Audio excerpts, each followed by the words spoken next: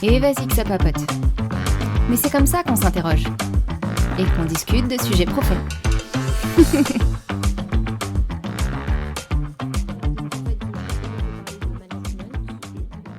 De coaching aussi, c'était OK. Et d'autres sujets qui te paraissent bien. Après, moi, j'ai une trame de questions, mais c'est Allez, vraiment comme ça. on si y j'ai va. besoin. Ben, on fait comme ça, puis on dérivera si besoin. Pas de souci. OK. Je te propose pour commencer de te présenter qui tu es, ton parcours. Alors, moi, je m'appelle Vincent Trigaro, j'ai 53 ans aujourd'hui. J'ai un parcours essentiellement dans le commerce. J'ai commencé comme commercial, puis j'ai gravé les échelons. Premier poste de manager assez tôt, 28 ans, je pense, à peu près. Donc responsable des ventes, puis responsable commercial, puis directeur opérationnel, directeur commercial, et enfin directeur général adjoint d'une start-up. Et depuis 5 ans, j'ai ma propre entreprise sur les métiers du conseil, de l'accompagnement. D'un côté sur la partie plus entreprise et de l'autre côté sur la partie sportive de haut niveau, avec de la préparation mentale de sportifs de haut niveau. Ça, c'est le premier bloc de mon activité. Le deuxième, c'est la formation commerciale et formation managériale, que je vends beaucoup parce qu'on va en parler, mais les manques en termes de capacité managériale en entreprise sont très importants. Et la troisième activité, c'est que j'organise des team building avec des sportifs de haut niveau. Mon message là-dedans, c'est de dire que trop souvent, on utilise les sportifs pour venir faire une belle conférence, mais 2 jours après, il ne reste rien. Et que moi, ça me frustrait quand j'étais en entreprise de payer une somme non négligeable pour quelqu'un qui vient raconter sa vie. C'est super intéressant, super sympa, mais en fait, derrière, on n'en tire rien. Et donc, ce que j'ai décidé de faire, c'est de faire des journées ou des demi-journées en fonction des besoins des entreprises, où il y a le côté, le sportif vient faire sa conférence, mais derrière, on fait la passerelle entre le monde du sport et le monde de l'entreprise. Moi, avec ma casquette d'entreprise, lui avec sa casquette, ou elle avec sa casquette de sport. Et on vient finalement détricoter finalement l'histoire qu'elle nous a racontée pour dire, OK, mais nous, en tant qu'entreprise, comment on peut utiliser ce que tu nous as raconté sur la résilience, sur la fixation d'objectifs, sur la communication. Et du coup, on a une imprégnation et les gens, ils s'imprègnent des choses, ils intègrent des concepts beaucoup plus facilement en faisant la passerelle que simplement avec la conférence du sportif. Donc ça, c'est la troisième activité qui est une activité plus team building. Et salut, c'est Géraldine, la responsable marketing de chez QuickMS. J'interromps Lina juste 30 secondes pour vous parler de nos 2 logiciels RH qui permettent de simplifier votre quotidien. Le premier, c'est Graphique. C'est une BI RH qui permet de générer vos rapports automatiquement, comme la BDESE, le bilan social, mais aussi vos rapports comme l'absentéisme, la masse salariale. Et notre deuxième logiciel qui s'appelle Crew et qui permet de digitaliser vos entretiens professionnels et individuels et automatiser l'ensemble de vos campagnes d'entretien. Vous souhaitez en savoir plus ? Rejoignez-nous sur quickms.fr. Allez, je redonne le micro à Lina. À bientôt. C'est vrai que tu fais beaucoup le parallèle avec le sport. Moi, je trouve que c'est un milieu hyper inspirant. Mais on peut toujours se dire, d'accord, mais lui, c'est un sportif, on ne vit pas dans le même monde. Moi, je suis dans un monde de rentabilité, etc. Comment est-ce que les gens ils peuvent s'y retrouver, en fait ? Mais en fait, c'est toujours pareil. C'est simplement parce qu'on n'a que la partie visible de l'iceberg, c'est-à-dire le côté performance sportive, les photos, les caméras, les gens qui performent, etc., le sport. Mais en fait, il y a tout le côté en dessous, qui est le côté des doutes, des interrogations, des émotions, de tout ça, qui sont exactement la même chose que ce qu'on a en entreprise. Aujourd'hui, l'athlète que j'accompagne, qui est une athlète paralympique, malvoyante, toutes les semaines, les sujets, c'est OK, comment tu as vécu le fait que ton entraîneur il t'ait dit que les résultats ils étaient pas bons, que les temps ils étaient pas bons. Comme un employé va mal vivre le fait que son manager lui dise, tu vois là, tes résultats c'est pas top. Et la gestion est la même. Et en fait, finalement, il y a énormément de passerelles entre le sport et l'entreprise. Sauf que dans le monde du sport, notamment quand on en parle en entreprise, il y a ce côté un peu intouchable, ce côté un petit peu qui me fait rêver. Et c'est pour ça que ça marche bien quand on fait les deux, entre le monde du sport et le monde de l'entreprise. Mais globalement, au niveau des sujets qui sont traités avec des sportifs ou avec des chefs d'entreprise, globalement, je traite exactement les mêmes. Ok. Abordés différemment. Exactement. Ok. Qu'est-ce qui te plaisait dans le management quand tu étais manager ? Alors moi, ce qui me plaisait et ce qui me plaît toujours, et c'est la raison pour laquelle j'essaye de faire grandir les managers, c'est le fait de faire grandir, d'accompagner, de transmettre. Transmettre, pour moi, c'est l'un des points les plus importants. C'est la raison pour laquelle aujourd'hui, même dans mes activités, même si c'est loin de loin les moins rentables, je continue à faire de la formation en école de commerce. Parce que je trouve que malheureusement, notamment sur le management, même des écoles soi-disant spécialisées dans le management, c'est quand même assez léger. Et donc, je reste persuadé que leur donner un feedback sur des gens qui ont été en activité, qui ont été vraiment au cœur des sujets, c'est des éléments qui sont très importants et finalement, on capte des choses qui sont différentes que simplement des slides et des explications de concepts. Donc, moi, le management, c'est vraiment le côté humain qui m'intéresse. C'est faire en sorte qu'une personne s'épanouisse, vienne au travail avec le sourire, soit contente de faire ce qu'elle fait.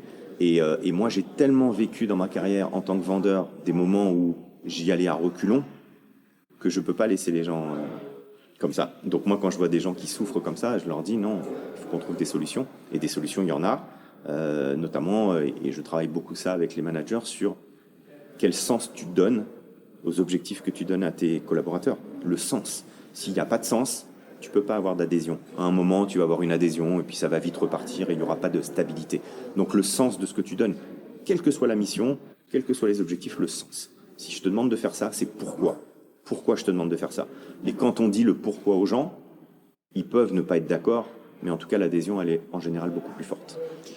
Pour devenir manager, tu as gravi les échelons. Est-ce que tu penses qu'on peut être manager sans avoir gravi les échelons? C'est-à-dire, j'ai été dans une école de formation managériale.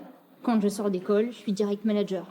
Est-ce qu'il manque pas un truc dans le... Ah, mais c'est clair. Moi, je n'y crois pas du tout parce que entre effectivement les concepts qu'on peut voir à l'école et la réalité du terrain avec les gens qu'on peut avoir, on va avoir un gros travail. Ça, c'est le premier point. Le deuxième point, c'est que je reste persuadé qu'un manager, il doit passer par toute une phase de connaissance de lui-même. On ne peut pas piloter correctement les gens si nous-mêmes, on ne se connaît pas bien. Ça ne veut pas dire qu'il faut être manager à 40 ans, c'est pas ce que je dis.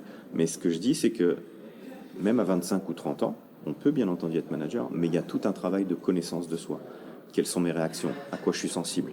Quelles émotions vont me faire basculer d'un côté ou de l'autre? Quelle communication j'utilise?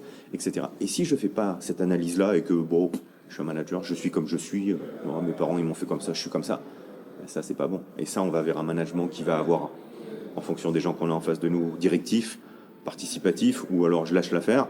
Mais à mon avis, ça ne sera pas un management efficace dans le temps, c'est sûr. Donc moi, je pense qu'il y a tout un travail de connaissance de soi, et plus on prend de l'âge, et mieux on se connaît. Et le management par la promotion? Le management par la promotion, il a ses limites pour moi, dans la mesure où il fait complètement abstraction des compétences humaines de la personne. On a plein d'exemples où on avait des gens qui sont excellents dans leur domaine, qui sont des experts, vraiment, on peut nommer le terme expert, et qui finalement, humainement, c'est des gens qui préfèrent travailler tout seuls, qui n'ont pas cette capacité à embarquer les gens, à comprendre les gens. Et ils ont beau être des experts de leur domaine, ça ne sera jamais des bons managers. Parce que le manager, c'est celui qui écoute les autres, qui a de l'empathie, qui est capable d'embarquer. Et ça, pour moi, cette règle de dire « Ah, il est bon. Ouais, mais si je lui mets pas une promotion, il va s'en aller », c'est l'erreur terrible qu'on fait dans beaucoup d'entreprises aujourd'hui en France. Mais ces personnes-là, si elles n'accèdent pas à du management ou à autre chose, à un moment donné, elles ont l'impression de plafonner et de ne plus évoluer. Donc ça revient en fait à donner la responsabilité au manager de continuer à le fédérer. Comment est-ce qu'on peut... Alors, il y a un point qui est un point qu'on retrouve quand même essentiellement en France et beaucoup moins dans les autres pays européens, qui est le côté expert. La mise en avant du côté expert. Être expert prenez en Allemagne, être expert d'un domaine, c'est aussi valorisant que d'être manager. Aujourd'hui en France, vous dites je suis expert de ça ou je suis manager, tout le monde va aller vers le management. Parce que je suis manager. Et moi, je donne souvent l'exemple. Je dis, vous connaissez pas des gens, vous allez dans une soirée, vous leur demandez ce qu'ils font. Ils vont vous dire, je suis manager, j'ai 25 personnes.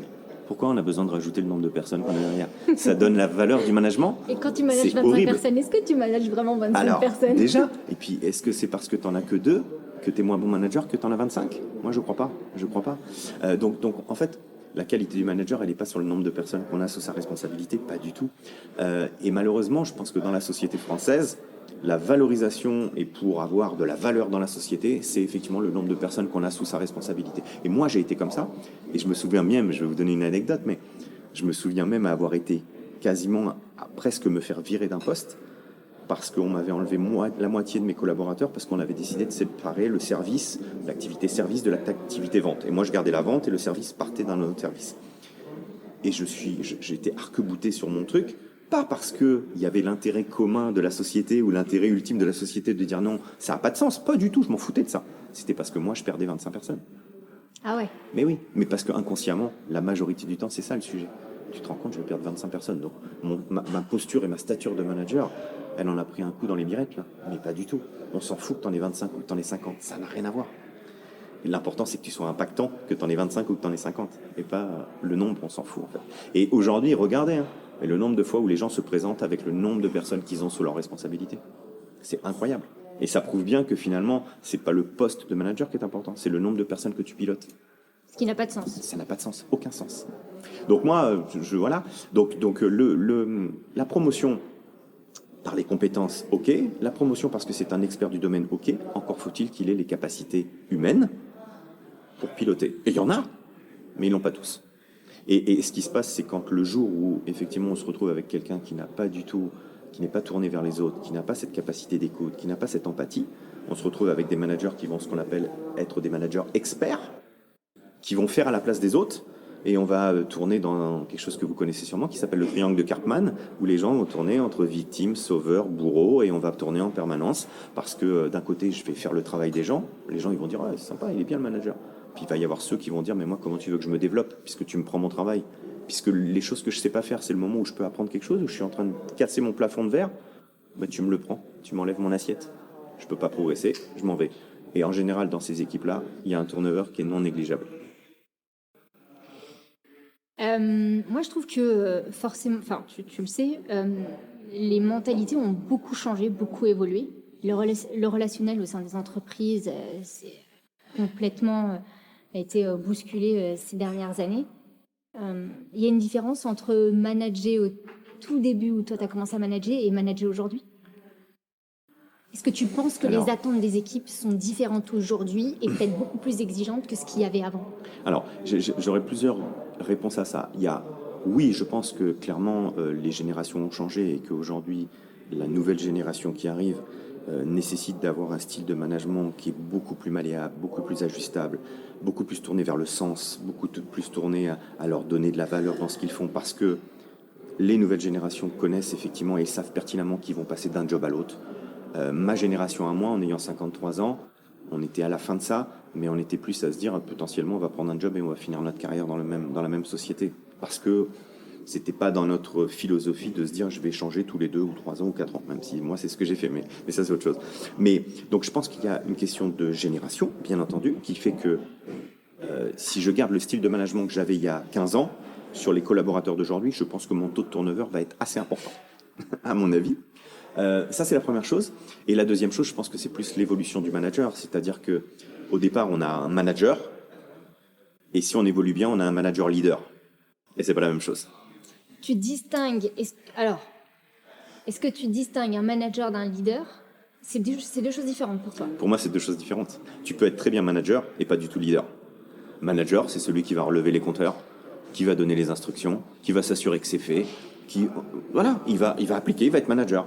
Et le leader, ça va être celui qui va donner du sens, qui va proposer des ateliers, qui va essayer de faire réfléchir les équipes, qui va embarquer les gens, qui va adapter son style de management aux gens qu'il a en face de lui. Si j'ai besoin de faire du directif, je fais du directif. Par contre, si j'ai les gens qui sont plus à l'aise, plus autonomes, je vais lâcher un peu la bride. Moi, quand j'entends « Ah ben non, mais moi, de toute façon, j'ai un management directif. » Ok. Et quand tu as quelqu'un qui a 40 ans de métier, qui connaît parfaitement son job, tu vas avoir un management directif. Je te souhaite du courage, vas-y, amuse-toi.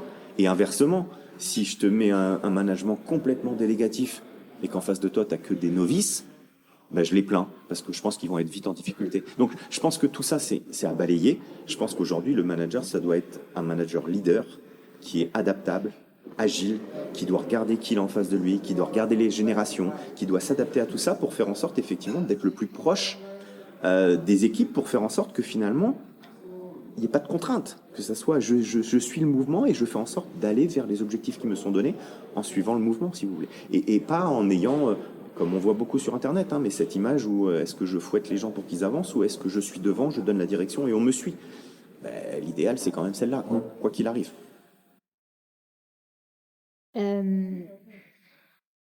Tu parlais tout à l'heure de fédérer les équipes.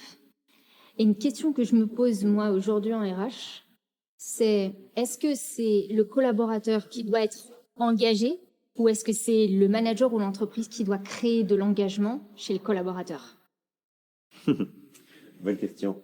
Je pense que l'un ne va pas sans l'autre. Je pense que il est compliqué pour moi d'aller demander aux collaborateurs d'être engagés si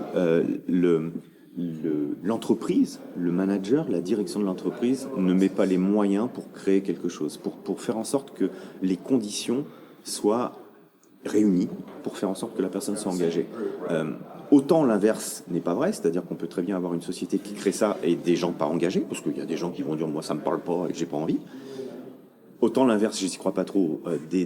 Une entreprise qui ne va pas mettre les moyens, qui ne va pas faire ce qu'il faut et qui a des salariés hyper engagés, à mon avis, ça ne dure pas dans le temps. Donc je pense que l'un ne va pas sans l'autre.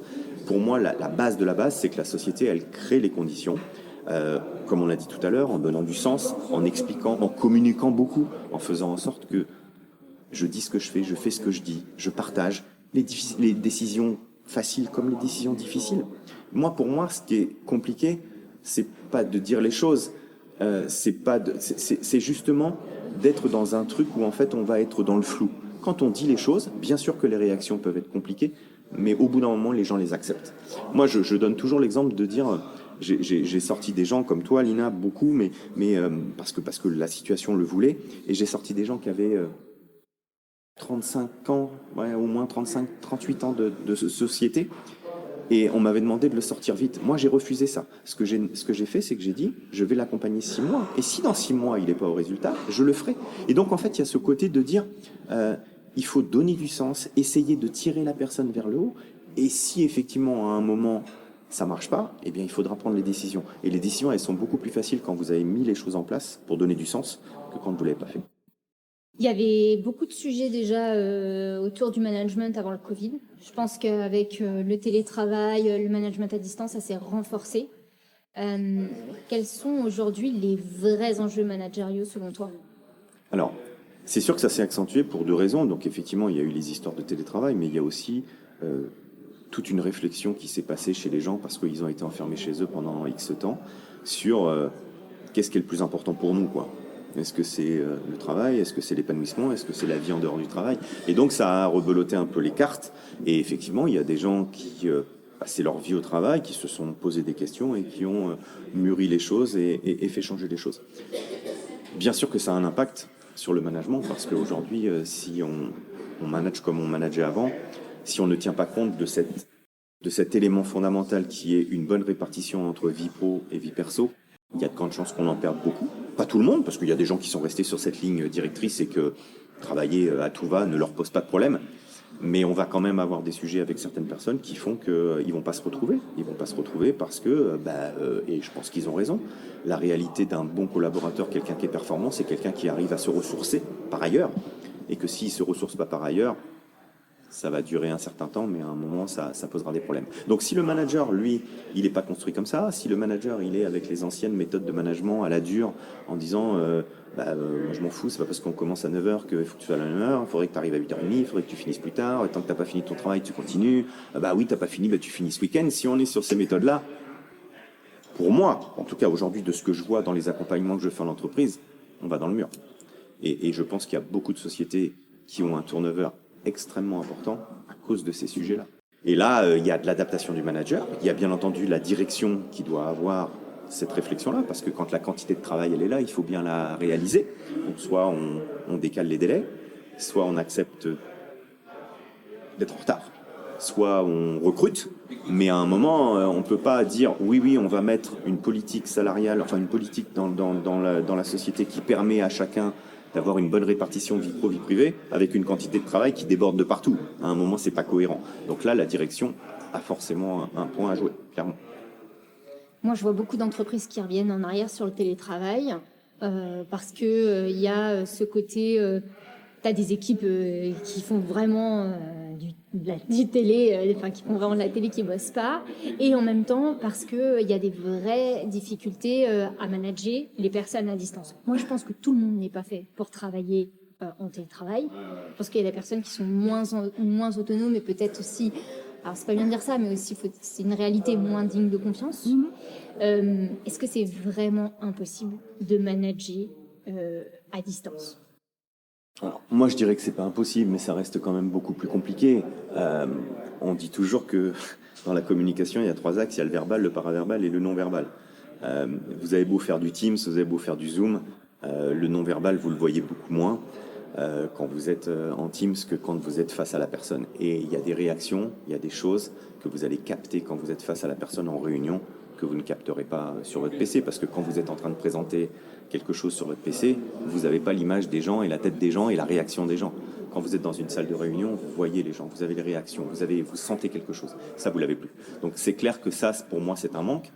Le deuxième point, c'est que le niveau d'alerte de la souffrance psychologique, on a du mal à le cerner, quoi, parce que quand vous venez une fois ou deux au bureau, peut-être que ces jours-là, ça va, mais que le reste de la semaine, on ne le voit pas trop. Donc, comme tu l'as dit, je pense qu'il y a des gens qui sont beaucoup plus performants en ayant cette répartition, parce que ça les ressource, parce que ça leur permet de travailler différemment, ça leur évite les transports. Il y a des gens qui ont vraiment des vraies problématiques de transport qui fait qu'ils évitent de perdre du temps.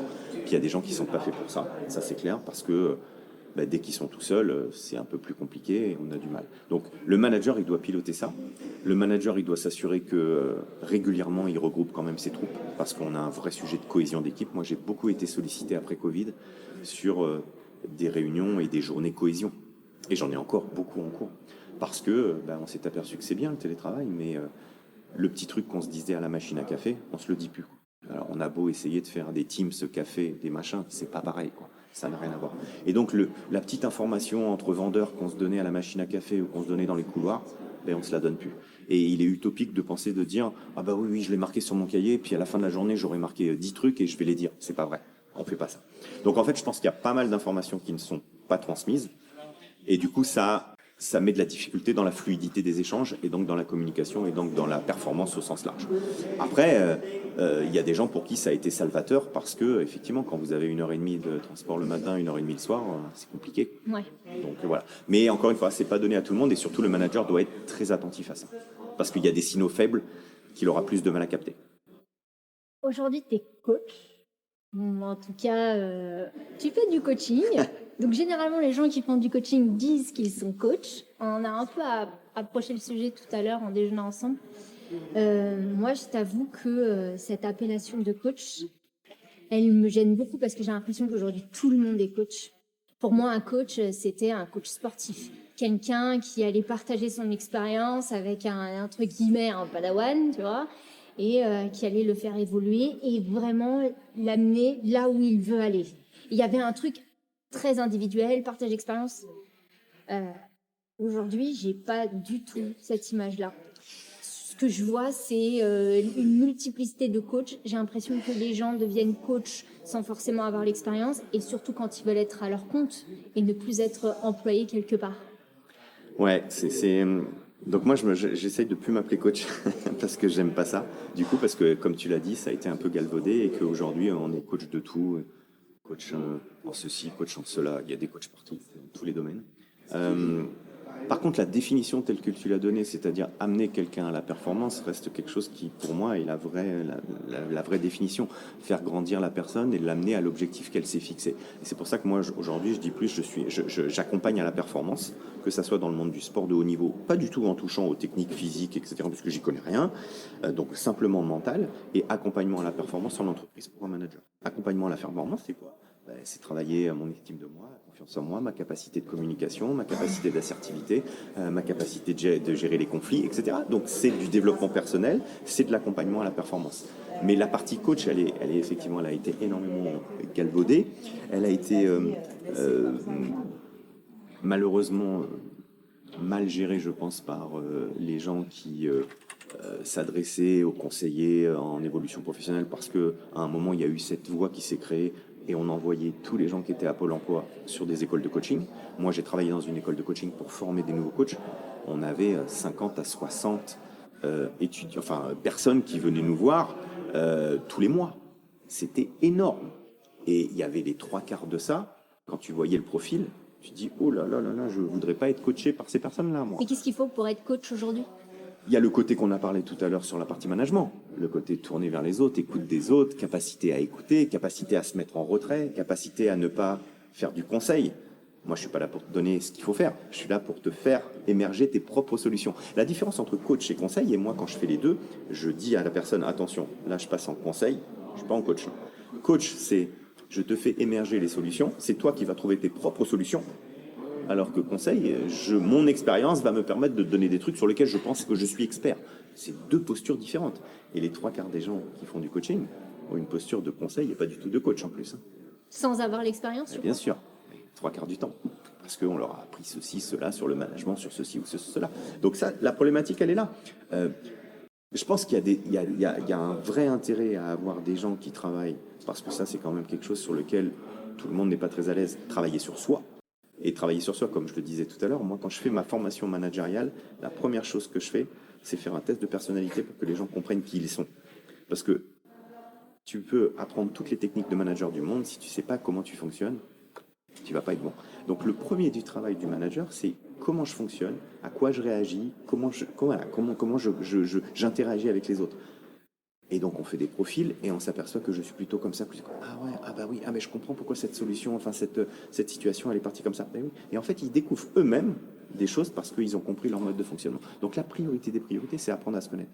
Donc pour ça, les écoles de formation de coaching étaient très bien. Parce qu'il y avait tout un travail sur la connaissance de soi qui est fondamental.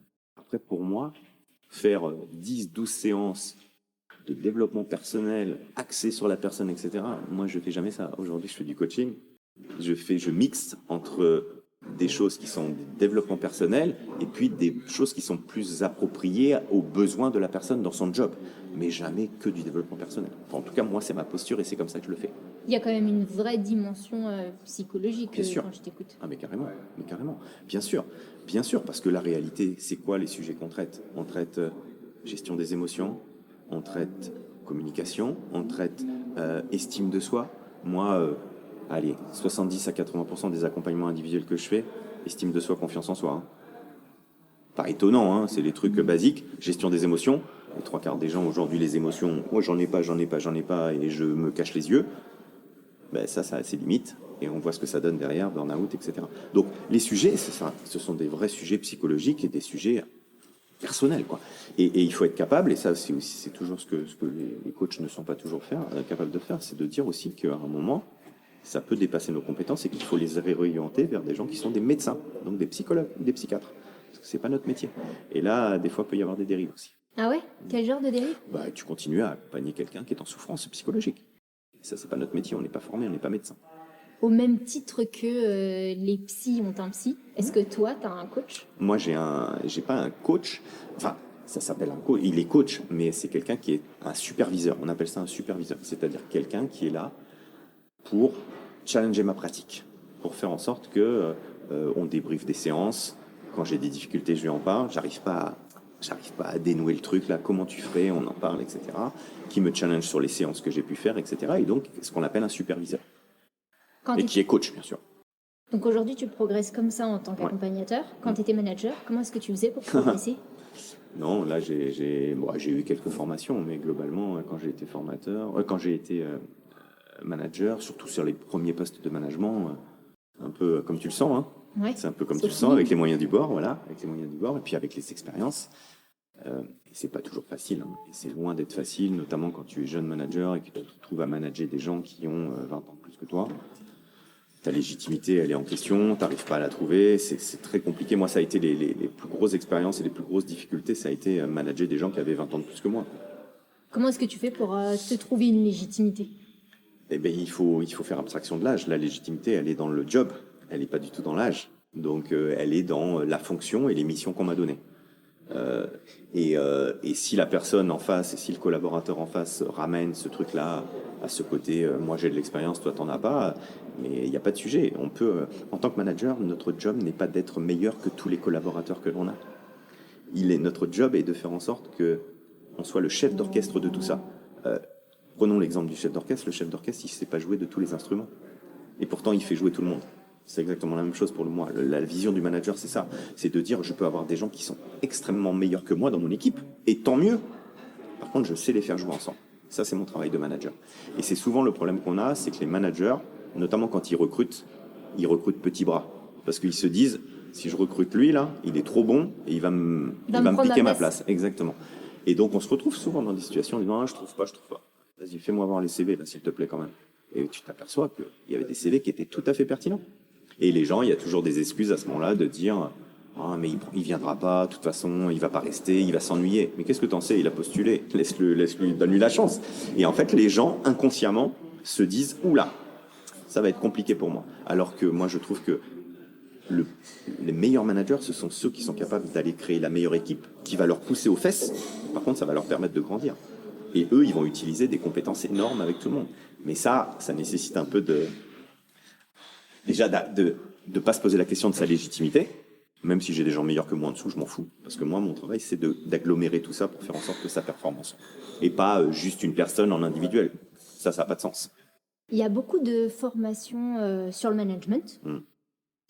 Mais j'ai l'impression même si tu as une personne qui a un bon potentiel pour devenir manager, j'ai l'impression qu'elles ne sont pas très efficaces. C'est quoi pour toi une bonne formation pour un manager? Alors, comme je te l'ai dit tout à l'heure, moi je reste persuadé qu'un bon manager, ça doit être quelqu'un qui se connaît parfaitement, qui connaît ses qualités, ses défauts, qui sait où est-ce qu'il va être en difficulté. Et pour moi, dans la formation que moi je fais, en tout cas que je donne depuis des années, c'est une formation qui est avant tout tournée sur la personne. Bien sûr qu'ici ou là, on va avoir des techniques managériales pures, parce qu'il y a des choses à faire, un entretien individuel, un recadrage, etc. Bien sûr qu'il y a des techniques. Pour autant, savoir comment je fonctionne, savoir quelles sont mes réactions, savoir ce qui va être important de transmettre aux équipes, ça c'est des choses où en fait il faut se connaître. Et malheureusement, moi quand je regarde un petit peu les formations qui existent, je vois beaucoup de choses qui sont tournées vers la communication, vers les techniques, recadrage, machin bidule, mais en fait pas assez sur la personne, sur le travail. Et c'est pour ça que finalement coaching et formation, c'est assez proche, parce que dans le coaching il y a le travail sur soi, donc le coaching personnel, le développement personnel, qui pour moi est un élément fondamental à la performance d'un. Mieux je me connais, mieux je connais mes réactions, plus je vais être capable d'accompagner les autres. Si moi, je ne sais pas pourquoi je réagis comme ci, comme ça, si j'ai pas réglé des problèmes d'enfance, de choses comme ça, qui font que, je sais pas, je réagis comme ça à telle situation, mais forcément que demain, je vais avoir des situations qui vont m'échapper, tout simplement. Et une fois que j'ai fait ce travail sur moi, que je comprends comment je fonctionne, que j'ai identifié quels sont les points qui me font fonctionner comme ça, ben c'est plus facile de mettre des remèdes sur des choses que tu as identifiées, sur des choses que tu n'as pas identifiées. Et donc moi, je reste persuadé qu'il y a quelque chose qui manque dans les formations commerciales, les formations managériales, c'est le travail sur la connaissance du manager, la connaissance de lui-même. Mais est-ce que tu ne penses pas qu'à un moment donné, la réussite dans ton rôle managérial ne dépend pas énormément de ton équipe? C'est-à-dire que tu peux être humainement tourné vers les gens, avoir un management qui correspond à ce qui est attendu de toi. Si ton équipe ne te rend pas légitime ou si elle t'apprécie pas, tout simplement, est-ce que tu penses pas qu'en fait ça fait capoter ton rôle managérial? Alors, moi, je dirais que ceux qui me disent ça, je leur dis, c'est que vous vous trouvez une excuse. Un bon manager, il doit être capable de faire fonctionner n'importe quelle équipe. Peu importe le profil managérial. Peu importe. Parce que la réalité, c'est qu'à un moment, je préfère dire, je n'ai pas trouvé la clé pour faire fonctionner cette équipe-là, plutôt que de dire, ah mais non, mais cette équipe-là, de toute façon, quel que soit le manager qu'on va mettre, on va pas y arriver. Mais non, c'est pas vrai. C'est je n'ai pas trouvé la clé pour faire fonctionner ces équipes-là. Ça peut arriver. Si vous prenez des profils purement techniciens ou vous prenez des ingénieurs et que vous managez de la même façon, bah, peut-être que vous n'avez pas trouvé les clés. Oui. Si vous prenez des jeunes premiers ou des gens qui ont beaucoup d'expérience, peut-être que vous n'avez pas. Et donc, pour moi, bien sûr que l'équipe qui est en face de nous va avoir un impact sur la globalité de la performance. Mais la réalité, c'est qu'un bon manager, il doit être capable de trouver les clés pour faire fonctionner aussi bien la personne qui vient juste gagner son salaire, voilà, c'est son job alimentaire, que quelqu'un qui a des vrais engagements, des vraies ambitions, des vrais objectifs. Mais il doit être capable, agile, on a parlé d'agilité tout à l'heure, il doit avoir l'agilité de trouver le discours qui convient aussi bien à cette personne-là qu'à celle qui est capable d'avoir des ambitions incroyables. Mais c'est extrêmement difficile parce qu'effectivement, les profils sont différents, les personnes sont différentes, etc. Et d'où l'importance de se connaître. Quand on travaille aussi sur soi et qu'on arrive à comprendre comment on fonctionne, on découvre aussi les autres profils qui existent dans la nature. Et donc on se dit, Ah bah oui, machin, là, il fonctionne comme ça. Ah oui, ah bah peut-être que la prochaine fois, je vais l'approcher différemment. Donc le fait de travailler sur soi, ça donne aussi des clés pour dire, OK, il y a différents profils dans la nature. Maintenant, je les ai identifiés et je sais comment il va falloir que je les approche. Est-ce que c'est plus facile quand tu étais manager ou aujourd'hui en accompagnement, quand tu accompagnes tes clients? Forcément, aujourd'hui, c'est plus facile parce que c'est facile de parler quand tu es plus en poste. Enfin, je veux dire, je suis tout seul, voilà. Mais c'est la raison pour laquelle j'essaye de faire quand même encore un peu de management en temps partagé pour justement garder le pied dans le truc parce que sinon, j'ai toujours eu horreur quand j'étais en entreprise d'avoir des formateurs ou des gens qui venaient nous accompagner, que ce soit des coachs ou des conseillers, ça faisait 30 ans qu'ils avaient fait ça, mais il y avait 30 ans qu'ils étaient plus en activité. Donc moi, je refuse de faire ça. Et donc moi, je garde un petit peu de management en temps partagé, de temps en temps. Quand j'ai des missions qui arrivent, je les prends, parce que je reste persuadé que ça permet de garder un pied sur terre, et donc d'avoir les situations que je peux raconter derrière, ben, je les ai vécues, quoi. Et ça, c'est important. Je sais que tu aimes beaucoup Nelson Mandela, mais alors c'est peut-être de lui que tu t'inspires, mais de qui ou de quoi est-ce que tu t'inspires aujourd'hui et pourquoi? Alors, oui, clairement, tu me connais, Lina, donc effectivement, Nelson Mandela, moi, je trouve que être capable de mettre sa vie en danger, être capable de mettre sa vie de côté, ses enfants, sa femme, pour quelque chose en quoi je crois, pour moi, c'est rien de plus beau, il n'y a rien de plus incroyable. Donc c'est la raison pour laquelle Nelson Mandela, moi, m'a toujours touché et j'ai trouvé quand même extraordinaire. Et cette volonté de ne jamais rien lâcher, cette volonté de se dire qui aurait cru quand il a commencé à être en prison qu'il deviendrait président de l'Afrique du Sud, mais jamais de la vie on aurait cru ça. Et c'est parce qu'il n'a jamais lâché qu'il a réussi à faire ça. Et du coup, cette notion-là, je pense qu'elle est importante pour moi parce que le deuxième que je vais te donner, c'est dans les mêmes valeurs, c'est qu'aujourd'hui, je prends plus de plaisir à accompagner des athlètes paralympiques que des athlètes valides. Parce que je trouve que chez eux, ils ont développé des valeurs qui sont des valeurs qu'on ne retrouve pas chez tout le monde. Parce que les difficultés de la vie qu'ils ont eues, que ce soit des accidents, que ce soit des trucs de naissance, que ce soit, voilà, les mettre dans des situations où de toute façon, t'as pas le choix, quoi. T'as pas le choix. Je parlais l'autre fois avec une femme qui a eu un accident d'avion à 16 ans, qui est handicapée, qui est en fauteuil roulant, et qui dit, à la sortie de l'hôpital, j'avais un choix. C'était soit canapé toute ma vie à regarder des séries, soit je montais sur mon fauteuil et je faisais ce que j'avais envie de faire. Ben en fait, c'est ça. C'est des gens où en fait ils se posent pas la question, ils avancent, ils y vont. Et je trouve que dans cette résilience, cette capacité de rebond, cette capacité à se fixer des objectifs, je retrouve énormément de valeur. Et c'est là-dessus que ça se reproche avec Nelson Mandela, cette capacité à se fixer des objectifs et à jamais se détourner de l'objectif que je me suis fixé. Ce que tu me dis, ça me fait un peu penser à koh. Tu regardes koh ou pas? Un petit peu. Alors moi, ça fait longtemps que j'ai pas regardé, mais j'ai ce souvenir très clair. Donc koh, t'as une équipe jaune, une équipe rouge, qui à un moment donné se réunit au moment de la réunification. Et en fait, dans koh, régulièrement, dans les saisons, tu as toujours une équipe au départ qui gagne plus qu'une autre.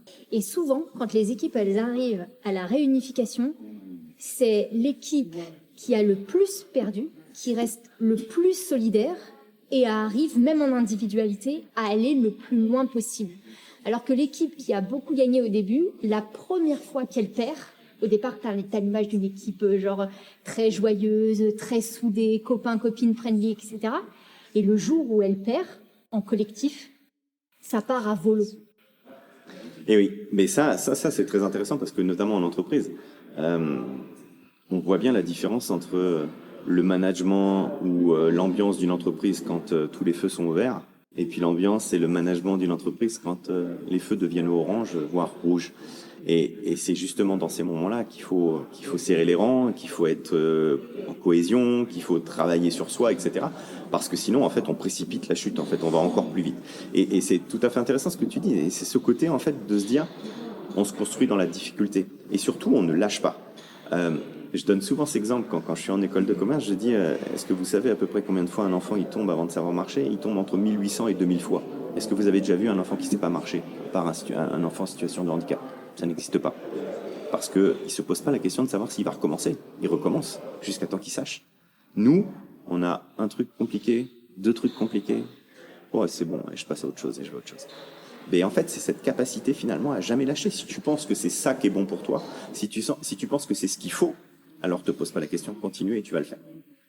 Et c'est ce travail-là mental de faire en sorte d'aller contre son inconscient et de mettre de la conscience sur les choses.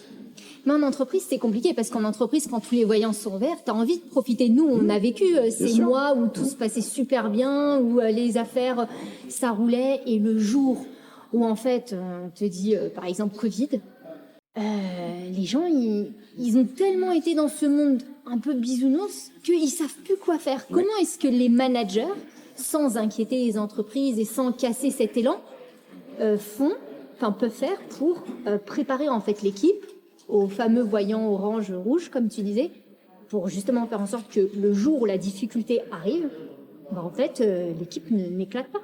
Moi, je pense que là, on est dans un sujet qui est un sujet fondamental en entreprise, qui est la gestion du stress. Comment je fais pour rester concentré sur ce que j'ai à faire et ne pas partir dans tous les sens. On dit souvent que dans la gestion du stress, il faut faire abstraction du passé, parce que j'ai plus la main. Les belles années, quand ça marchait tout bien, ok, c'est bien, mais ça sert à rien, parce que de toute façon, j'ai plus la main. Et puis, il faut faire abstraction de toutes mes imaginations sur le futur.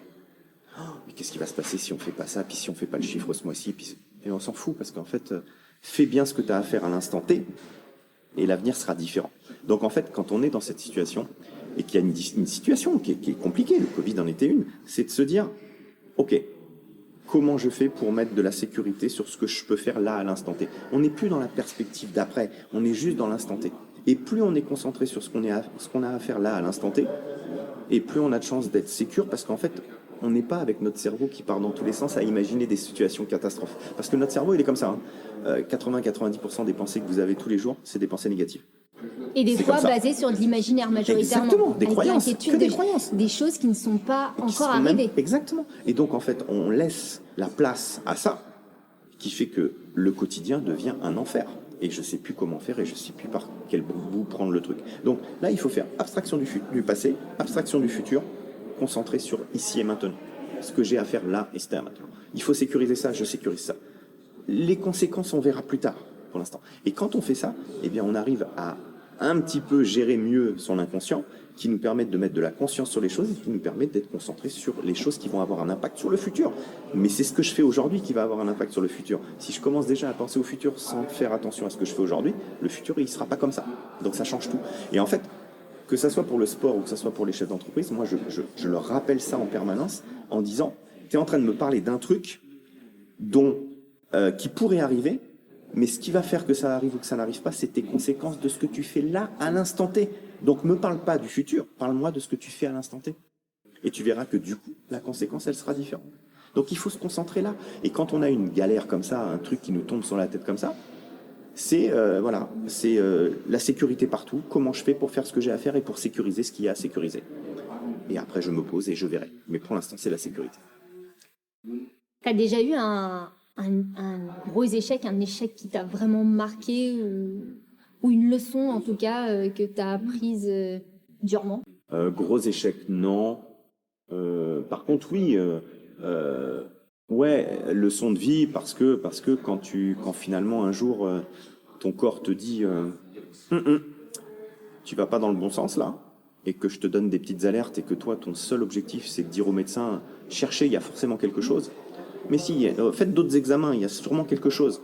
Et qu'au bout de 2 jours d'examen, 3 jours d'examen, il te dit non monsieur, il n'y a rien. C'est juste que vous êtes à la limite du burn-out. Tu te dis j'ai dû louper quelque chose. Sûrement j'ai loupé quelque chose. C'est vrai qu'on n'écoute pas beaucoup notre corps. Non, et moi, voilà, pourtant j'étais pas déprimé, au contraire, etc. Mais j'étais dans l'action tout le temps. Et souvent, les gens qui sont justement dans l'action tout le temps, c'est pour éviter d'écouter tout ça. Sauf qu'à un moment, tu te dis, il y a un truc physique, il y a un truc dans mon corps. Et en fait, les médecins, ils ont beau chercher partout. Et tu dis, et là, c'est un peu une remise en question en te disant, tu vois, finalement, tu t'écoutes pas assez. Finalement, à vouloir trop bien faire, à vouloir satisfaire tout le monde, ça a ses limites.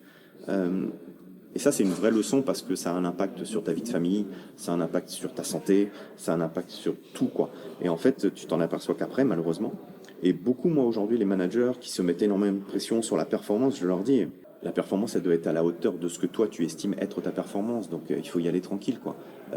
Ça ne veut pas dire qu'il faut pas bosser et qu'il faut pas être performant. Ça veut juste te dire que n'en rajoute pas. Ne rajoute pas de la difficulté à la difficulté. On pose, on a des objectifs. Est-ce qu'ils sont réalisables? Oui, alors j'y vais. Mais à un moment, se mettre des trucs qui sont complètement hors du temps, pas du tout en adéquation avec la situation du moment, il faut être raisonnable, quoi. Et moi, je pense que j'ai été dans cette situation-là parce que les objectifs que je m'étais fixés étaient complètement en dehors des possibilités. Mais si tu te les ai fixés, c'est qu'à un moment donné, tu y croyais. Pas forcément. Des fois, tu te fixes des objectifs pour faire plaisir aux autres, pour faire plaisir à ton manager, pour faire plaisir à ton patron, pour faire plaisir à ta famille. Il y a plein de gens qui se fixent des objectifs, pas parce que c'est les leurs. Ils se les fixent parce que l'importance d'être bien vu, l'importance de faire plaisir, l'importance d'avoir une bonne image, elle est plus importante que toi. Comment on fait pour dire non? Ou en tout cas, comment est-ce qu'on apprend à dire non? Alors, quand on a un profil qu'on appelle fait plaisir et qui a du mal à dire non, moi je donne toujours un seul conseil, parce qu'il y en a plein, mais celui-là c'est le plus important, c'est qu'il ne faut jamais donner sa réponse de façon instantanée. Parce qu'en fait, si tu donnes ta réponse de façon instantanée, c'est l'émotion qui va sortir. Et l'émotion, c'est ce que la personne en face attend que tu vas sortir. Si elle attend un oui, tu vas donner un oui.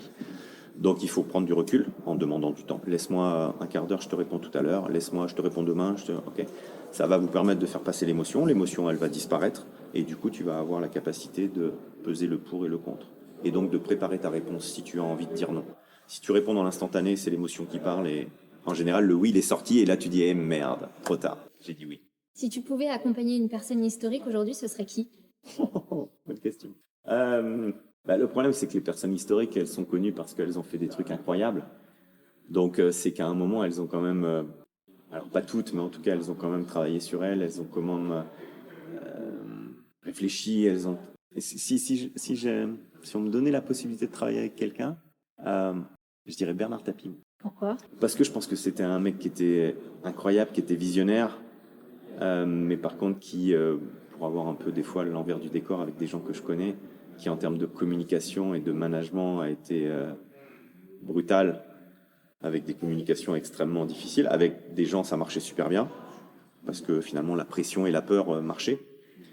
Et puis avec d'autres, ça marchait moins bien. Et je pense que c'était quelqu'un qui était un tel visionnaire qu'en adoucissant, en étant plus, il avait cette capacité d'embarquer les gens.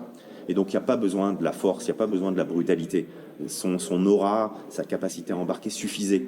Et je pense que, voilà, même si c'était un expert de la com, je suis loin de ça et loin de lui donner des leçons, loin de là.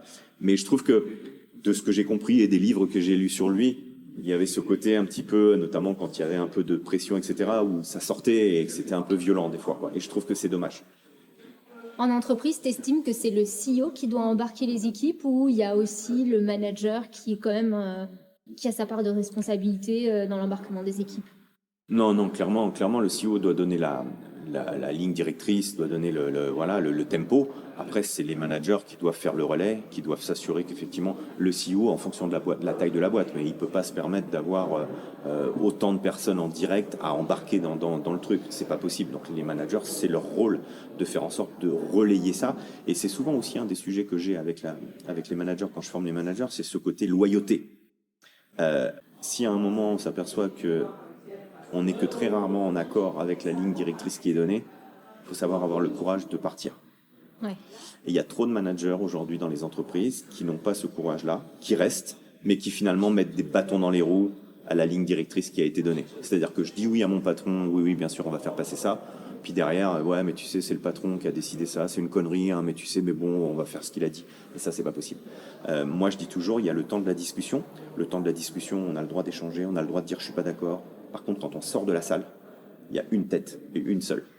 Et tous les membres sont alignés sur la décision qui a été prise, que je sois d'accord ou que je ne sois pas d'accord. Et souvent, dans les entreprises où je vais, je leur dis, si à un moment, vous n'êtes plus d'accord et vous n'êtes plus en phase avec ce qui est décidé, la porte, elle est grande ouverte, il faut partir et monter votre boîte, vous tout seul, et comme ça, vous serez sûr d'être d'accord avec le patron.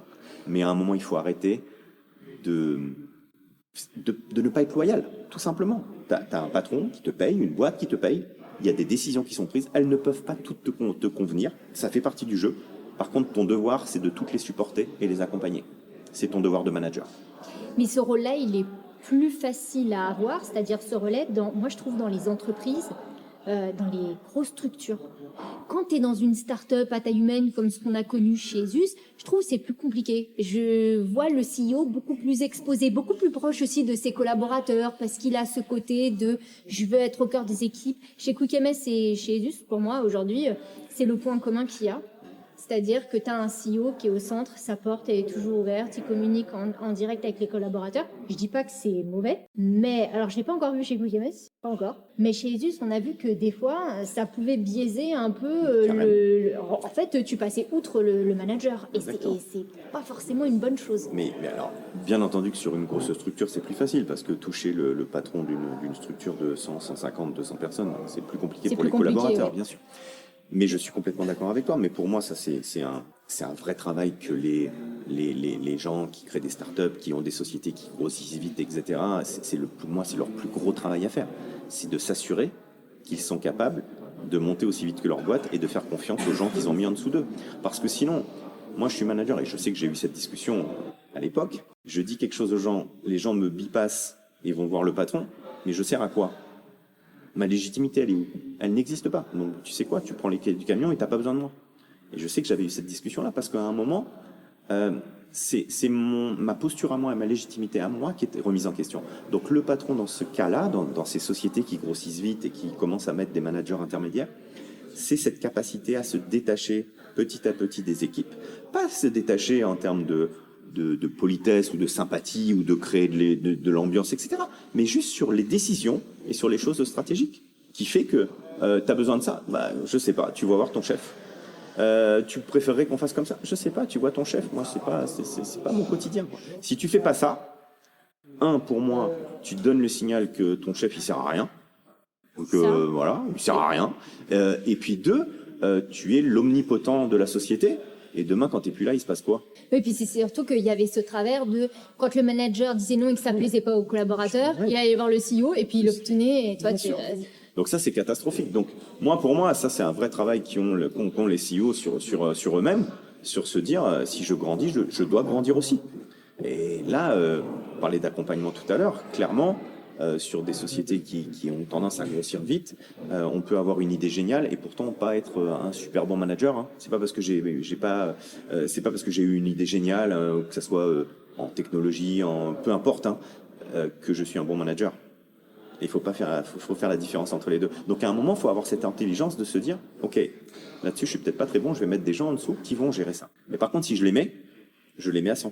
Je les mets pas quand ça m'arrange. C'est-à-dire pour faire le sale boulot, puis le bon boulot pour aller brosser les gens dans le sens du poil et leur accorder des trucs, c'est moi qui vais le faire. Ça, c'est pas bon. Quelles sont les erreurs les plus fréquentes que font les managers que tu accompagnes, ou en tout cas de toi, de ce que tu vois aujourd'hui, quelles sont les erreurs les plus fréquentes ? L'erreur des plus fréquentes, c'est celle qu'on a un petit peu évoquée tout à l'heure, qui est le manager expert de son domaine. Je suis expert de mon domaine, je prends l'équipe, parce que je suis meilleur que les autres. Mais le job qu'on m'a donné, il y a toute une partie de tâches que je sais pas faire. Et inconsciemment, je vais pas aller vers ces tâches-là. Ça m'intéresse pas. Bah non, je vais aller vers les tâches sur lesquelles je vais tranquille, quoi. C'est ma came et je sais faire. Et donc, en fait, je vais aller quasiment, si on doit extrapoler, prendre le job de mes équipes, faire le travail de mes équipes, pour éviter d'aller me confronter aux trucs que j'ai pas du tout envie de faire. Et sur lequel, c'est pas que j'ai pas envie, en fait, c'est que je sais pas faire. Et donc, ça me fait peur. Comme ça me fait peur, je préfère aller m'occuper avec ce que je sais faire. Non, mais il y a des gens, ça les intéresse pas du tout. Oui, mais alors à ce moment-là, faut pas prendre le job. Parce que le job, c'est pas faire ce que tu faisais avant, plus. C'est piloter ce que tu vois ce que je veux dire. Ouais, et c'est là la différence, et c'est là que les managers experts des fois se perdent un peu. C'est si je te mets manager de cette équipe-là, c'est pas pour faire le même job que tu avais avant. Sinon tu restes à ton poste. C'est pour piloter les gens qui faisaient le job que tu faisais avant, et donc vient se rajouter toute une palanquée d'activités qui peuvent être de l'analyse, de la stratégie, des choses comme ça, sur lequel je sais que tu n'es pas à l'aise. Mais par contre, il va falloir y aller. Sinon, ne prends pas le poste de manager. Et tu restes opérationnel à ton poste. Et souvent, on a cette dérive-là, et on s'aperçoit qu'on a des gens qui sont des managers purement opérationnels. Ils font le même job qu'avant. Par contre, ils ont juste 2 barrettes sur les épaules, mais ils font le même job qu'avant. Et ça, c'est pas possible. Donc, en fait, ils ont juste la paye. La légitimité, elle n'existe pas. Ils font le même job que les autres. Et sur les points sur lesquels le patron, il attendait des choses, la stratégie, de l'analyse, des chiffres, des machins, Zéro, rien. Non, en fait, Bah, tu payes plus cher une personne qui a juste un changement de titre. Exactement. Et ça, c'est catastrophique. Et ça, j'en ai beaucoup, beaucoup. Vers quoi tend la fonction managériale, selon toi, dans l'avenir? L'humain. L'humain. Bah, on est mort. Si on fait pas ça, on est mort. Aujourd'hui, avec le changement de génération, si on prend pas en compte les évolutions des gens, les attentes des gens, on est mort. Aujourd'hui, une équipe qui fonctionne bien, c'est une équipe qui communique, c'est une équipe où l'avis de chacun est entendu, c'est une équipe où ça veut pas dire que ça va être des décisions collégiales à tout va, et c'est pas ça. Mais ça veut dire à un moment où il y a des choses qui sont partagées, discutées, et une fois qu'on a pris la décision, voilà, les gens ils savent mettre leur ego dans leur poche et ils avancent. Mais pour ça, il faut écouter les gens, et c'est l'humain. Pour moi, l'entreprise, c'est pas juste le moment où tu es en entreprise. L'entreprise, ça doit être un endroit de sécurité, un endroit où j'ai un souci dans ma vie perso, je suis capable d'aller toquer à la porte du bureau de mon patron pour lui en parler. Pas forcément pour qu'il me trouve une solution, mais pour lui en parler, pour lui dire, bon, peut-être que là, dans les semaines qui viennent, je vais pas être super bon, quoi. Pour moi, c'est ça l'entreprise. Et il y a des entreprises qui vont vers ça, et je pense que c'est les plus performantes, ou en tout cas les plus agiles et les plus en capacité à s'adapter en fait à ce qui se passe et à l'évolution du monde. Quelle question est-ce que tu n'aimerais pas que je te pose? Si j'ai été un bon manager, Tu penses avoir été un bon manager? me pose pas la question. Ah, ça, c'est la question que toi, Non, tu pas pourrais me toujours, poser. pas toujours, pas toujours, pas toujours parce que des fois, quand les soucis sont là, tu gères moins bien tes émotions, tu gères moins bien la façon de répondre aux gens, ta communication, parce que des fois, il y a des gens avec qui tu as plus d'affinité que d'autres. Parce que aussi la découverte de moi et la connaissance que j'ai de moi aujourd'hui n'est pas du tout la même que celle que j'avais il y a 10 ans, même 5 ans. Et que du coup, il y a sûrement des fois, en termes de réaction, en termes de communication, où j'ai pas été suffisamment souple, suffisamment à l'écoute, plein de choses comme ça. Je pense que j'étais pas mal, mais je sais qu'il y a des moments, et je revois encore des situations où avec certains collaborateurs sur lesquels j'avais pas d'affinité, où j'avais du mal à mettre tout le monde sur le même pied d'égalité. Et ça, je le sais. Ça a influencé tes décisions? Forcément, inconsciemment, je pense que ça les a influencés. Après, j'ai essayé de faire en sorte, parce qu'il y en a quelques-unes que j'ai en tête où je savais que ça pouvait jouer, où je remettais ma discussion avec d'autres, où j'englobais plus de monde pour justement avoir un peu un petit peu tempérer mon avis. Mais forcément, bien sûr que ça a joué sur mes décisions. Quelle question est-ce que tu aurais aimé que je te pose? La question sur comment on sait qu'on a été un bon manager. Comment on sait qu'on a été un... Un bon manager. Ok. Et comment sait-on qu'on a été un bon manager? Pour moi, la plus belle récompense, il y en a deux. Un, c'est garder contact avec des gens que tu as managés. Moi, aujourd'hui, j'ai des contacts avec des gens que j'ai eus il y a 10 ans, 15 ans. Et j'ai toujours contact. À l'inverse de certains managers que j'ai eus, extrêmement brutaux, qui, je pense que même dans la dernière société, ils n'ont aucun contact. Donc pour moi, c'est un indicateur très fort. Le deuxième, c'est de réussir, le jour où tu t'en vas, à être remplacé par quelqu'un de ton équipe. Parce que pour moi, ça veut dire que tu as fait grandir ton équipe. Et que pour moi, la plus belle mission d'un manager, c'est de faire grandir ses équipes. Et que du coup, le jour où tu t'en vas, il n'y a pas de sujet. Quelqu'un qui prend la place, sans aucun problème. Cette discussion de dire on va aller chercher à l'extérieur. Et aujourd'hui, il y a trop d'équipes, en entreprise comme dans les collectivités, où en fait, comme je dis tout à l'heure, ça passe par je recrute des gens beaucoup moins forts que moi, parce que comme ça, je vais pas avoir de soucis, ils vont pas me prendre ma place. Sauf que le jour où tu t'en vas, mais en fait, il y a personne qui est sorti du lot, parce qu'en fait, j'ai mis une chape de plomb en fait sur toutes ces équipes pour rester au-dessus de la mêlée. Et le jour où tu t'en vas, c'est mort de pleine, quoi. Il n'y a plus rien, quoi. Mais parfois, on l'a vu, hein, tu peux avoir très bien des pépites, des potentiels, et l'entreprise ne pense pas à eux. C'est vrai. Et se rassure d'aller chercher des gens à l'extérieur, parce qu'ils se disent, en prenant une personne extérieure, je vais amener un nouveau souffle, je vais amener une nouvelle vision, C'est vrai, ça. et peut-être que ça nous fera évoluer. Non, mais il peut y avoir des erreurs comme ça, c'est évident. Après, moi, je reste persuadé que notre métier de manager, enfin, en tout cas, notre objectif en tant que manager, c'est de faire en sorte que l'ensemble de l'équipe, elle monte et elle grandisse. Et que après que la personne, elle prenne ton poste de manager ou qu'elle aille dans une autre société et qu'elle fasse une super carrière, dans les deux cas, tu as participé à l'évolution de la personne et à faire grandir la personne. Et pour moi, un manager, son travail, c'est de faire grandir les personnes. Ça te manque pas d'être à 100% manager? Alors, si, ça me manque. En fait, ce qui me manque, plus que d'être manager, ce qui me manque, c'est le travail d'équipe. En fait, quand on est indépendant, ben, on travaille tout seul, on est souvent seul. Même si je fais énormément d'interventions en entreprise ou avec les sportifs, etc., on est souvent seul et les prises de décision ou les discussions avec la prise de recul sur j'y vais pas, je vais démarcher tel marché, des trucs comme ça, bah en fait tu le fais tout seul, quoi. Alors bon, ok, j'ai un peu des mentors, j'ai des gens avec qui je discute, mais c'est pas pareil. C'est pas pareil. Moi, ce qui me manque, c'est le café le matin avec les équipes, discuter de choses et d'autres, du match de la veille, du machin, du truc. Ça me manque beaucoup. Et pour vous raconter une anecdote, moi aujourd'hui, quand je sais que je fais du télétravail, je fais quasiment jamais du télétravail chez moi. Je pars à Paris, je vais dans un café, je vais boire mon café, j'appelle 3-4 personnes, j'essaye de boire un café avec quelqu'un et je mange avec quelqu'un le midi. Mais je reste pas toute seule toute la journée, c'est impossible. Ça ne m'arrive pas. Donc ça, c'est important pour moi et c'est ce qui me manque le plus dans la vie d'entreprise, plus que le management. Après, bien sûr que le côté management, bien sûr que ça peut me manquer, mais c'est vraiment plutôt le côté équipe qui me manque. Tu trouves que l'accompagnement, c'est un petit peu plus éphémère parce que ça Ouais, reste des missions à c'est court ça. terme? Ouais, c'est ça. Bon, alors après, j'ai des missions qui durent. J'ai plusieurs missions qui ont duré qui ont duré 1 an. Là, j'en ai une autre qui dure encore 1 an, mais tu les vois 1 fois par mois, 2 fois par mois. C'est pas pareil. T'es pas dans l'équipe. T'es pas dans l'équipe. Être dans l'équipe, partager les soucis du quotidien, partager les réussites, etc. C'est autre chose. Et ça galvanise, ça donne de la force. T'es toujours tout seul, même quand t'as une super réussite. Hein. J'ai signé des gros contrats dernièrement. Ouais, ok, t'es tout seul. Alors tu partages avec tes enfants, tu partages avec ta femme, mais ils ont leurs préoccupations, ils ont leurs sujets aussi. C'est pas pareil. On n'est pas dans le même trip. C'est pas pareil. On arrive vers la fin. Il y a des choses que tu voudrais partager ou nous dire en plus? Non, moi, vraiment sur ces sujets du management, j'aimerais que tous les gens prennent conscience que un bon ou un mauvais manager, ça dépend pas vraiment de ce qu'on a dit tout à l'heure, des gens qu'on a en face de soi, mais c'est vraiment nous, notre capacité à travailler sur nous, et que manager, c'est un métier.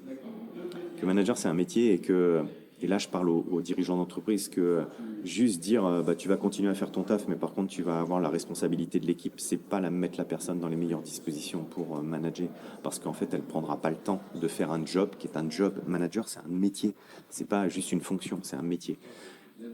Et donc, du coup, on met les gens tout de suite dans une situation où, en fait, bah, ils ne font pas la différence entre leur job de tous les jours et le job de manager. Donc, en fait, bah, manager, c'est normal, c'est le truc que je fais comme d'habitude, quoi. Je suis vendeur. Mais non, tu es responsable commercial. Si tu es responsable commercial, ça veut dire que tu dois piloter, que tu dois accompagner, que tu dois... Et ça, en fait, on a beaucoup de sociétés, comme on l'a dit tout à l'heure, des fois parce que simplement on veut récompenser quelqu'un, on veut féliciter quelqu'un, on veut éviter qu'il parte. Donc on lui donne un job, mais on ne le met pas dans les conditions d'avoir les fonctions de ce job-là. Et ça, je trouve que c'est dommageable. Parce que ils partent immédiatement peut-être avec le premier poste de management de leur carrière avec déjà des a priori qui sont pas les bons, parce que c'est pas ça le job de manager. Le job de manager, c'est un métier à part entière où j'accompagne les gens. Le métier de manager, c'est accompagner les gens. Mais tu as des personnes qui, ils estiment qu'ils vont avoir de la valeur par leur titre, qu'ils sont quelqu'un ou quelque chose par leur titre. Par exemple, moi, ce qui me faisait vraiment, je comprenais pas, c'est par exemple les consultants. Tu sors d'école, des consultants. Pour moi, un consultant, c'est quelqu'un qui a de l'expérience, qui a une expertise. C'est des années de travail, de pratique. Et donc, à ce même titre-là, tu as des gens qui, aujourd'hui, viennent te dire « Non, moi, mon truc, je veux être manager. » Parce qu'en fait, ce qu'ils veulent, c'est le titre. Ils ont l'impression qu'ils vont être respectés ou reconnus des autres parce qu'ils auront ce statut-là de manager. Et des fois, les entreprises, elles ne savent pas leur dire non. Soit parce qu'elles pensent que la personne va partir, soit parce qu'elles pensent que si jamais elle leur dit non, la personne va être moins engagée ou en tout cas risque de leur poser des problèmes et estime qu'elle est indispensable. C'est ce qu'on disait tout à l'heure, hein, c'est que ce côté réussite, c'est réussite dans la société, par ce titre de manager, elle est trop prégnante, c'est pas possible. En fait, les gens ne savent pas ce qu'il y a derrière le rôle de manager.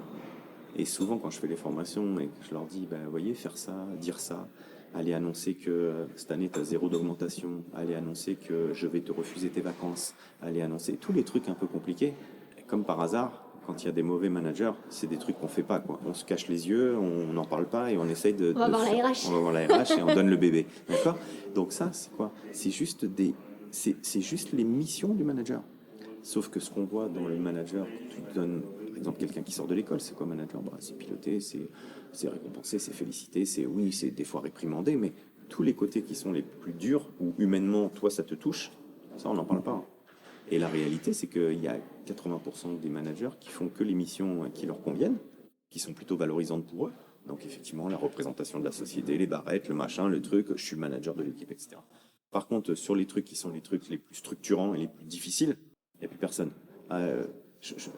J'accompagne un hôtel parisien, réorganiser un service, plus personne.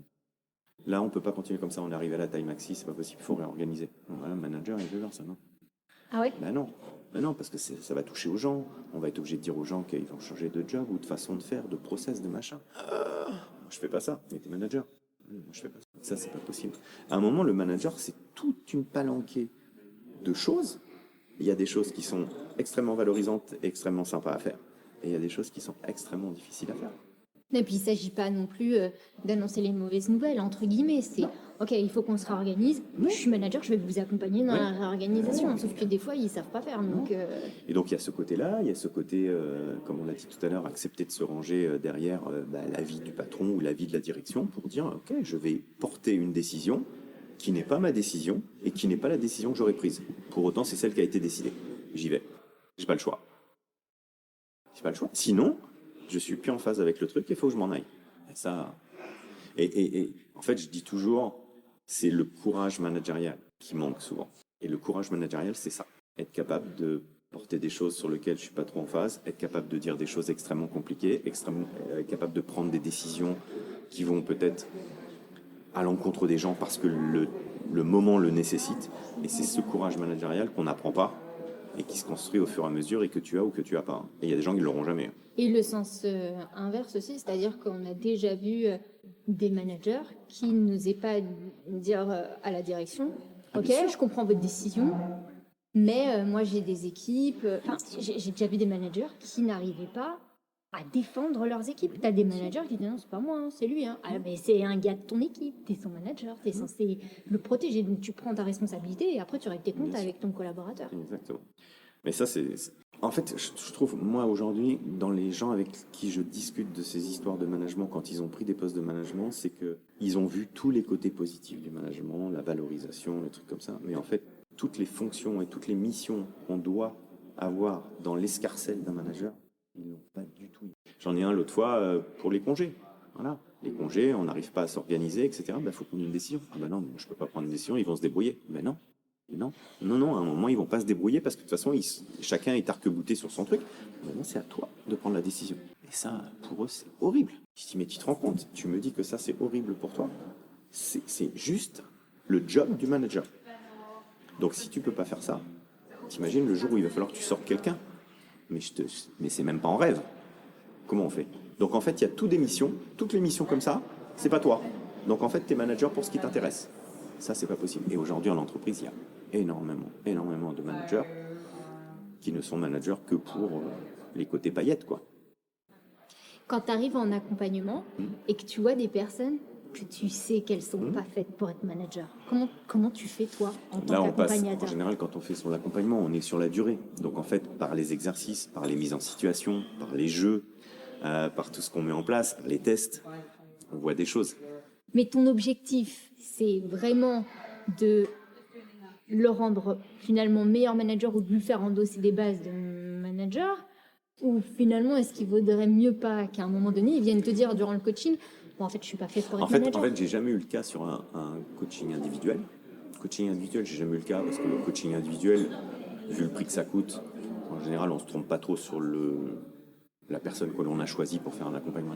Sur de l'accompagnement collectif, par contre, quand tu prends un codir ou un groupe de managers, tu as des niveaux différents, bien entendu. Là, mon travail à moi, c'est effectivement d'avoir identifié et d'en parler avec le top management, en disant tel, ça se passe comment? Et là, bien souvent, ah ouais, on a un souci. Ah ok. Moi, mon travail, c'est de faire prendre conscience à la personne, donc dans le collectif, de faire prendre conscience, de faire des exercices, d'aller pointer du doigt sur, OK, prenons un exemple d'une situation, et comme je sais les choses, je vais dire, OK, prenons un exemple à toi de situation managériale et décortiquons-la pour voir comment tu as fait et comment on pourrait faire. Et là, on arrive à des choses. Mais il m'est arrivé dans des situations, effectivement, où le patron m'a dit, bon, à la fin de l'accompagnement, si ça n'a pas suffisamment bougé, je vais l'enlever du management et je vais la mettre autrement. Et moi, mon travail, c'est pas du tout de l'accompagner là-dedans, c'est d'essayer de faire sortir la truc. Mais il y a effectivement des gens qui sont pas faits pour ça, c'est évident. Mais en individuel, j'ai jamais eu le cas. J'ai eu le cas en collectif, oui, plusieurs fois. Mais il n'y a pas que moi qui le voyais. Je veux dire, les autres membres du groupe, ça crevait les yeux. Donc à un moment, c'est essayer de faire grandir la personne. Et bon, à un moment, tu vois, on parlait l'autre fois avec cette personne-là, on parlait d'assertivité. Non, mais ça marche pas, etc. Tu sais que quand tu as un manager qui te dit non, mais l'assertivité, on s'en fout, ça sert à rien, prendre l'avis des gens, être capable d'écouter l'avis des gens, tout ça. Tu te dis, bon, ok, c'est bon. T'as déjà eu affaire à des équipes où genre t'es arrivé, c'était un peu le chaos et fallait tout reconstruire. Parce que moi, la question que je me demande, c'est est-ce qu'on arrive vraiment à reconstruire avec les mêmes personnes? Oui, moi je pense que ça, c'est possible. Après, c'était pas le chaos, mais je suis arrivé dans une équipe un peu compliquée il y a quelques années, parce que rachat d'entreprise, et donc du coup, ils avaient été un peu ballottés. Après, encore une fois, je pense que c'est une question d'approche, une question. Les gens en général, quand ils ont perdu le fil, quand ils y croient plus, quand ils sont pas bien, c'est souvent une question de. On leur prête pas attention. Ils ont l'impression qu'ils servent à rien, qu'ils sont pas valorisés, qu'ils sont pas. Donc je pense qu'il y a encore une fois, il y a un gros côté humain sur l'écoute, sur la capacité à passer du temps avec eux, à comprendre un peu leurs enjeux, à comprendre leurs difficultés. Et je pense que rien que ça, quand tu récupères une équipe et que tu es capable de faire le point avec eux, de regarder ce qui se passe bien, ce qui se passe pas bien, et ça veut pas dire que tu vas forcément aller vers des décisions qui sont vers eux, mais en tout cas que tu as ce côté écoute. Derrière, tu es capable de leur faire passer des trucs qu'ils n'auraient jamais accepté autrement. Je pense que le côté discussion, communication, écoute, c'est ce qui est le plus important. L'écoute pour un collaborateur, c'est faire en sorte que même si mon point de vue il n'est pas retenu, au moins j'ai été écouté. Et le fait d'avoir été écouté, ça change tout. Je dis souvent dans une réunion, quand il y a une décision qui ne vous plaît pas, si jamais vous ne dites pas et que vous n'êtes pas écouté dans ce que vous dites, que vous soyez d'accord ou pas d'accord, la première des choses que vous allez faire quand vous allez quitter la réunion, c'est d'aller faire des blablabla et d'aller faire finalement des messes basses et d'aller diffuser des trucs qui sont. Pourquoi ? Parce qu'en fait, il y a la frustration de ne pas avoir été écouté ou de ne pas avoir pu dire ce que tu voulais. Et du coup, il faut qu'elle sorte cette frustration. Et donc, du coup, tu vas aller balancer des trucs. Donc, l'écoute et la capacité à passer tes messages, qu'ils soient entendus ou pas, c'est un autre sujet.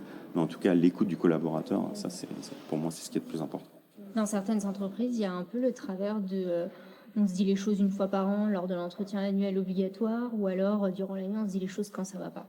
Ouais, moi, je serais plus partisan de le faire régulièrement, parce que le problème, c'est qu'une fois par an, quand il y a eu des choses qui t'ont extrêmement frustré et que c'était il y a 8 mois, c'est passé inaperçu, quoi. Puis peut-être que même si c'est pas passé inaperçu et que t'en parles, pendant 3 mois, tu l'as porté sur tes épaules, quoi. Donc autant te dire que t'as pas été très bon pendant 3 mois.